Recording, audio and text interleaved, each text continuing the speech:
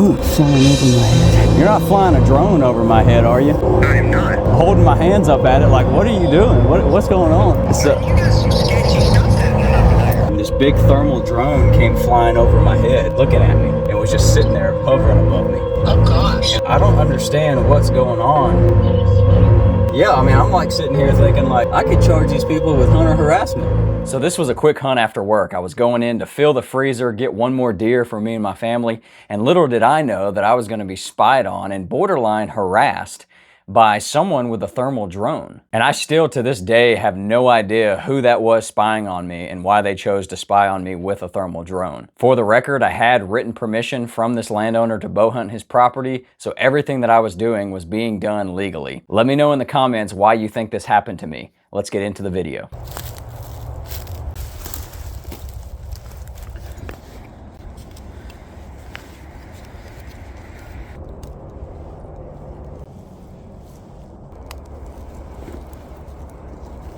We have 1 hour of daylight. Could be a quick hunt. Hopefully they move through. Given that I only had 1 hour of daylight left, it didn't take long for a deer to show up.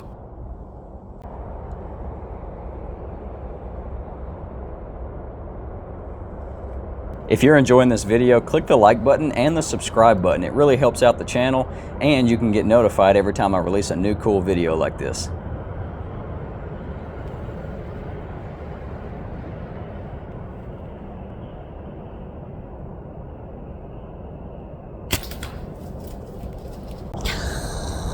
I think I heard him crash. Let's go, baby.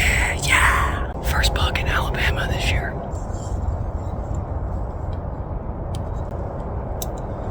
Well, before it gets too dark, I think I'm gonna back up. But one never gets old, baby. So fun.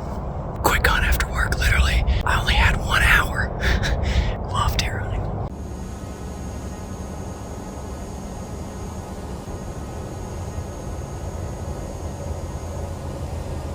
There's a drone flying over my head like it's a thermal drone looking at me. I don't know what's going on. I don't know if it's a game warden or I don't know what he's doing.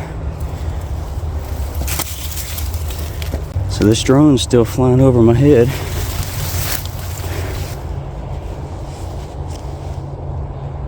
What are you doing, bro?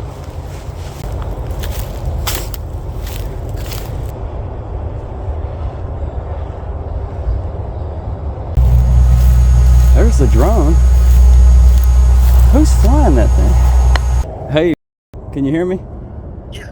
You're not flying a drone over my head, are you? I am not. Okay, this is weird. I just got to my truck. I hunted this afternoon. I shot a nice buck. I'm about to go trail it. After I shot, this big drone came and was flying right over my head. And I was like, what in the world? And I could tell it was a thermal drone because they wouldn't have been able to find me otherwise. And anyway, this drone was flying over my head and followed me out to my truck and was just hovering above my truck looking at me. And I'm like holding my hands up at it like, what are you doing? What's going on? So I just want to make sure it wasn't you. I don't know what in the world's going on. No, man, that is definitely not me. Once I got on the phone, it took off. So You got some sketchy stuff happening over there. I guess so. I don't know who in the world's got enough money to have a thermal drone, because it was one of those big ones, I could tell. All right, well, sorry for calling you late in the evening, but I guess I'm gonna go track this deer. Alright, good luck. All right, thanks so much. Bye. I don't know what's going on, guys. This is so weird. This big thermal drone came flying over my head, looking at me, and was just sitting there hovering above me. Oh gosh. And I was like holding my hands up at it like, what are you doing? He just hovered over me the entire time until I walked out to my truck. He was sitting over my truck. This drone was flying over my truck just watching me. And then I put my stuff in my truck and I'm looking up at it again, just holding my hands up like, what are you doing? Is it somebody over there flying it, like a cop or something? Because I'm like, who has enough money? Because these thermal drones are expensive. And who's being weird to you? I don't know. I called the landowner and I was like, hey, is this you flying over me? And he's like, no, that's not me. As soon as I got on my phone to call, the drone took off. Oh my God. I don't understand what's going on. I have no idea who's flying that drone and why they're watching me. That is scary. I've never had anything like that happen. Yeah, I mean, I'm like sitting here thinking like, I could charge these people with hunter harassment. Oh my God. Go Brother. You about to be on the YouTube channel. Oh, let's go. This is the weirdest thing I've ever had happen to me. It was flying right here, just sitting there looking at me, and I was like doing this. And then as soon as I pulled out my phone and called, it took off. The deer was standing right here somewhere. I'll show you the tree I was in. Look at this. I was in that tree right there, the one in front of the magnolia. I got it all on video. I think I hit him high lung, so I don't know if there'll be a ton of blood. He definitely came this way, but I know I saw him kind of wheel back that way. So I feel like if we just kind of, I hate that I can't find his actual trail.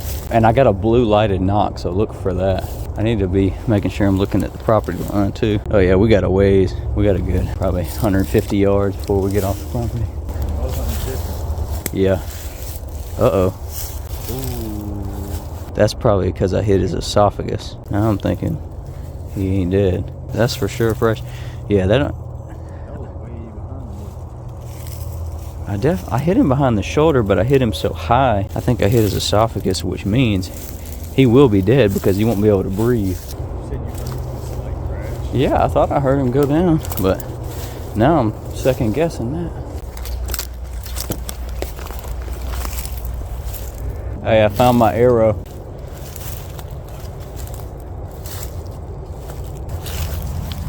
It don't look real good.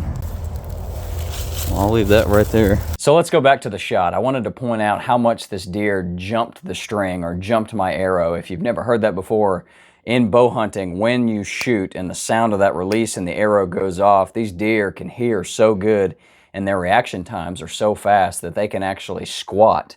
And that's why you'll hear people talk about wanting to shoot low in that lower third of the deer so that if they squat a little bit, you still hit in the kill zone. In this case, he ducked so much that I really didn't even hit him in the kill zone. I think I went right below his spine and probably got high lung and esophagus, as you'll see, and it ended up not being a good shot. One thing that I could have done was try to read his body language a little bit better and decide not to shoot, or I could have waited until the deer had his head up, because as you can see, when deer have their head down and you shoot, they actually use their head as leverage.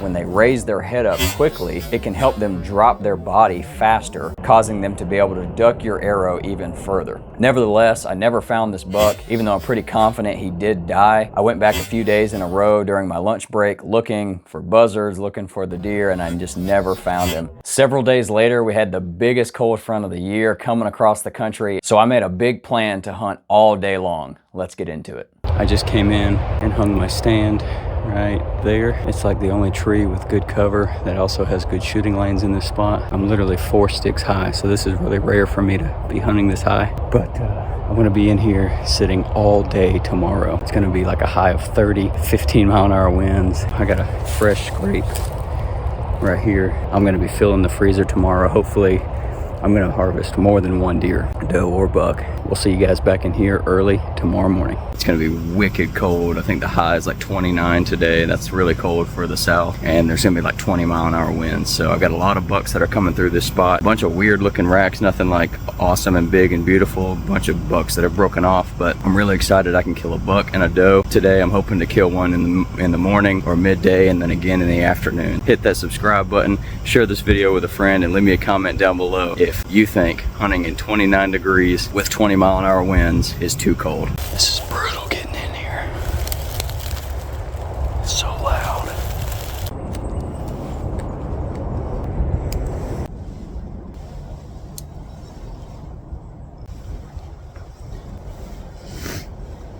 All right, guys, we're in. The sun sets at 6:11, so that means I can shoot until 6:41. It's 7:41 right now, so we have 11 hours of hunting left today. That's pretty crazy. I'm hoping that I'm gonna stay warm enough. I carried in a big container of fresh hot coffee. I've got some hand warmers and my heated socks on. Last week, the weatherman was wrong about the winter storm. Let's hope he's wrong about the wind today.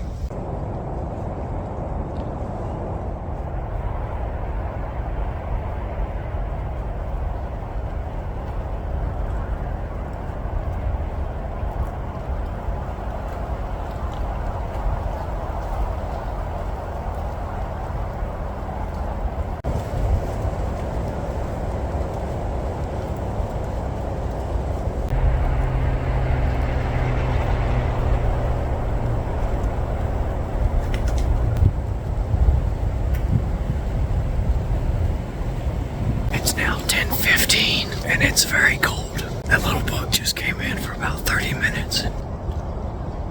Got some ice on my mustache. Oh, I'm so cold. Oh, man. Hot coffee.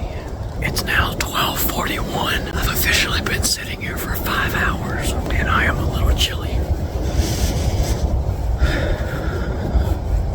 I've only seen one deer.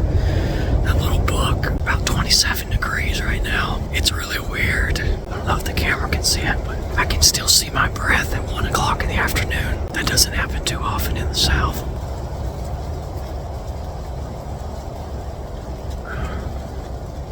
This coffee is still hot.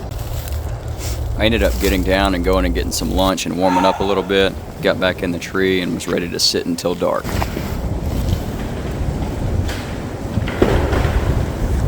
Holy crap. Pretty big tree just fell over there. We're back in the tree. 3 hours and 41 minutes left. Let's get it done, baby. I just had some dogs chase a deer by me.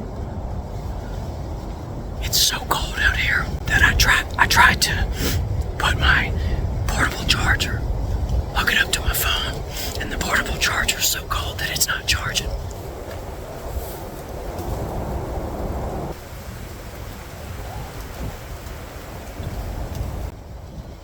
I added in these short clips to show you guys how much my tree was moving in the ice cold wind gusts. It was pretty wild. Well, it's 6:31. Got about 10 minutes of daylight left. At this point, I don't even want to shoot one. Oh, I'm so cold. It's low 20s right now.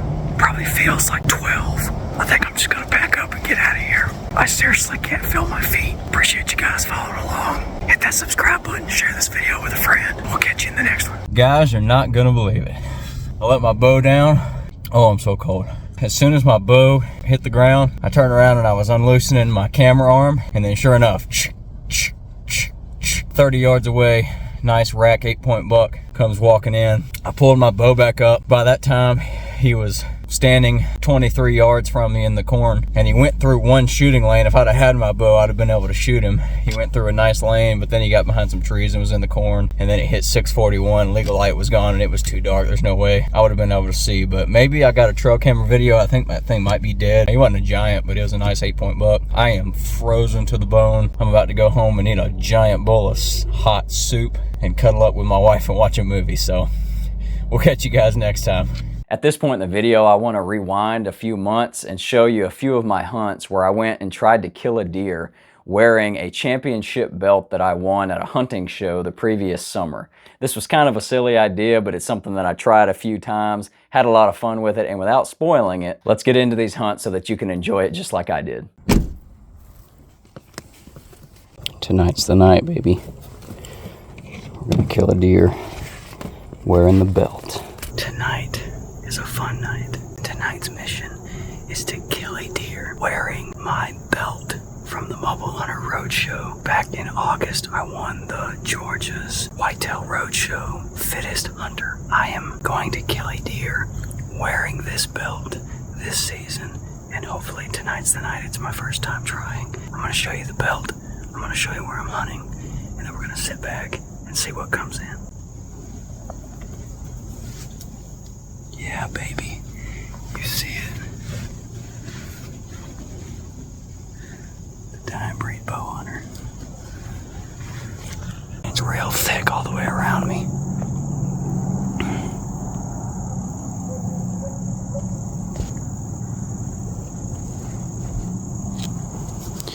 These deer come off of this ridge, or they come from over this way, coming this way. My wind's coming this way, going down towards a creek and a pond on the other property. We're gonna sit back and see what comes in.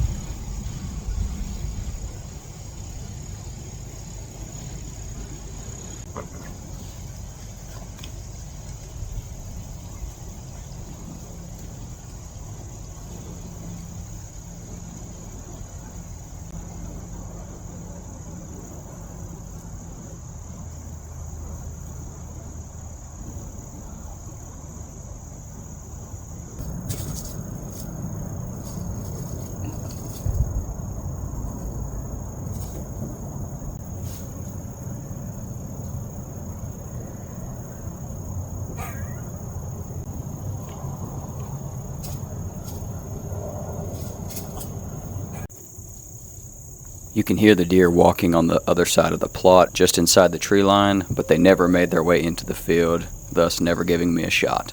It's January 24th, and I'm going hunting. Guess what we're doing today? We're trying again to harvest a deer wearing our championship belt from the Mobile Hunter Roadshow, or Whitetail Roadshow. We're gonna have this on while we kill a deer tonight. This property has got like 15 different bucks, big and small, that are coming in. I really don't care the size. I'm just trying to kill a deer. It's the end of the season. So let's go kill a deer wearing the championship belt, baby. Let's go. We're gonna go up this backside and hang our stand facing that way. Check that out. I'm almost set up. These deer can come from almost every direction. Leaves are very crunchy, so I should be able to hear them coming.